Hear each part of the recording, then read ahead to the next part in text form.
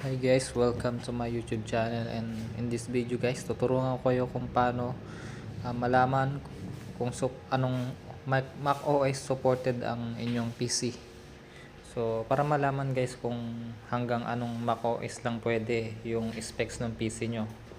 So first, download punta tayo sa Microsoft Store and download yung Python 3.13, yung latest version as of now. So after download, then installed na yan, okay na. Then next, punta tayo sa browser, open tayo browser,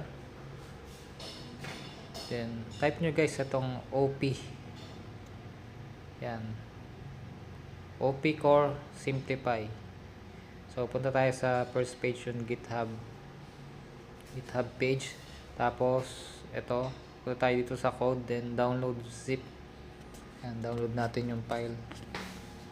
And after ma-download guys, open natin yan, then right click, extract.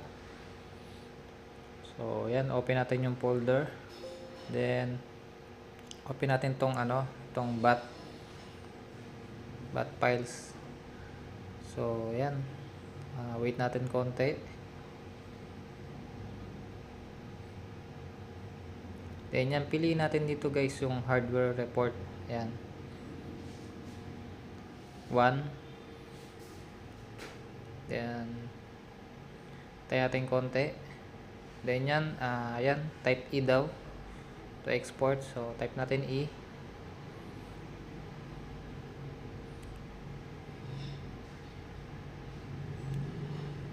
yan, tayo lang natin. So yan na guys, kung makikita nyo dito guys, yung processor hanggang pinaka latest yung Tahoe. So ito hanggang Monterey yung video card natin.